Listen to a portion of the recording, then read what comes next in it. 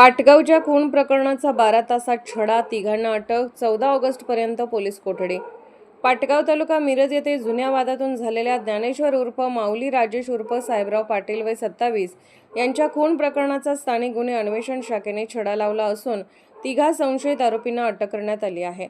अक्षय पांडुरंग माने वय 30 राहणार योगेवाडी तालुका तासगाव, सर्वेश सूर्यकांत देशमुख वय 19 राहणार करोली एम तालुका मिरज आणि विकी उर्फ धनराज मधुसूदन पवार वय 23 राहणार वडर गल्ली करोली एम तालुका मिरज अशी अटक केलेल्या आरोपींची नावे आहेत.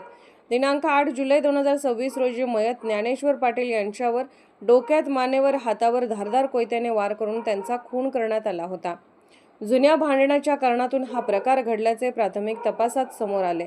या गंभीर गुन्ह्याची दखल घेत पोलीस अधीक्षक तुषार दोशी व अप्पर पोलीस अधीक्षक कल्पना बारवकर यांनी आरोपींचा शोध घेऊन तातडीने अटक करण्याचे आदेश दिले. त्यानुसार स्थानिक गुन्हे अन्वेषण शाखेचे पोलीस निरीक्षक संजीव झाडे यांच्या मार्गदर्शनाखाली पोलीस उपनिरीक्षक महादेव पोवार यांच्या नेतृत्वाखाली पथक तयार करण्यात आले. पथकातील पोलिसांनी तांत्रिक तपास व गोपनीय माहितीच्या आधारे आरोपींचा शोध घेतला. पोलीस अंमलदार सुनील जाधव, संकेत मगदोम, अतुल माने, इम्रान मुल्ला व सुशील मस्के यांना संशयित आरोपी गडदोबा डोंगराजवळील डाकोबा खिंड परिसरात लपून बसल्याची माहिती मिळाली. त्यानंतर पथकाने येथे जाऊन तिन्ही आरोपींना ताब्यात घेतले. चौकशीत आरोपींनी डोंगरवाडी येथे बैलगाडी शर्यत पाहून येताना झालेला वाद तसेच करोली एम येथे झालेल्या मारहाणीच्या घटनेचा राग मनात धरून लोखंडी कोयत्याने वार करून खून केल्याची कबुली दिल्याचे पोलिसांनी सांगितले. आरोपींना पुढील तपासासाठी मिरज ग्रामीण पोलिसांच्या ताब्यात देण्यात आले आहे.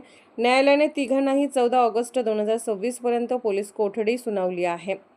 पुढील तपास सहाय्यक पोलीस निरीक्षक विक्रांत संकपाळ करीत आहेत.